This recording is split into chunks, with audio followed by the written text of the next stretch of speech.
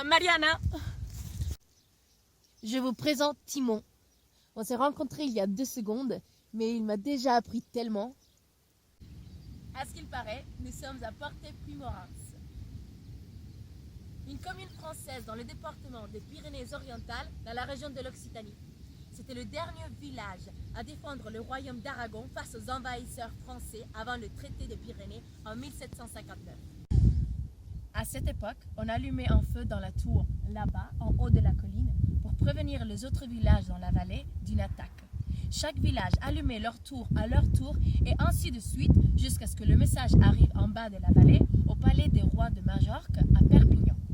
Mais il y a un autre feu qui est très connu dans la région. C'est le feu de joie qu'on fait au mois de juin en Haute du Canigou pour célébrer la Saint-Jean. Il est dit que si cette nuit-là tu montes au sommet du Canigou, tu peux attraper une étoile. Oh!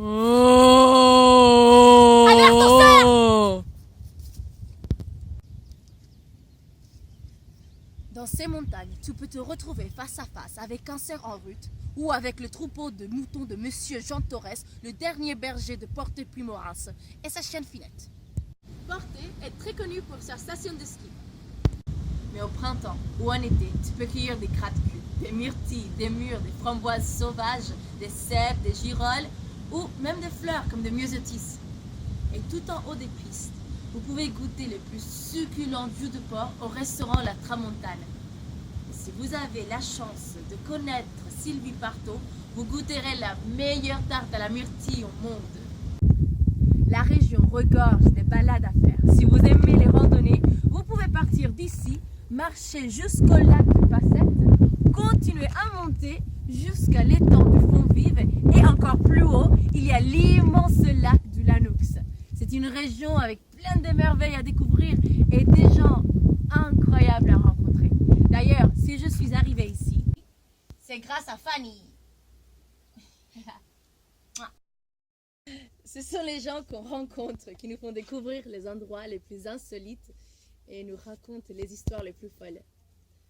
Fanny, je l'ai connue au Gros du Roi, où j'ai travaillé en tant qu'animatrice pour gagner de l'argent pour payer mon école et ma vie à Paris. Pourquoi Paris? Parce qu'on dit que c'est à Paris qu'il faut être si on veut devenir artiste. Mais avant la ville de l'amour, j'étais dans un tout petit village en Bretagne où j'étais fille au père pendant 1 an. Et ça, c'est parce que, à l'âge de 15 ans, je me suis dit, je veux apprendre le français. Et donc, il faut que j'aille en France. Et ça, c'est parce que j'avais tellement aimé apprendre l'anglais quand j'ai vécu à Miami, que je me suis dit, il faut que je continue. Il faut que je continue à apprendre d'autres langues, à rencontrer d'autres cultures, à aller vers l'horizon. Pour moi, chaque changement est passionnant et ça m'amuse de m'adapter à chaque situation.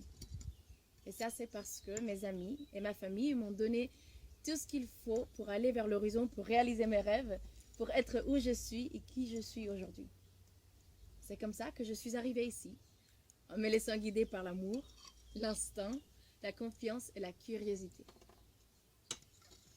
Bon, si on mange, bon appétit! I am not just a dancer, no. I am not just an actress, no. I am an explorer. I explore the mind, the body, the spirit, and everything around it. Yes, that is my purpose. To explore and to share my discoveries, because the wonders of the world and the human were meant to be revealed.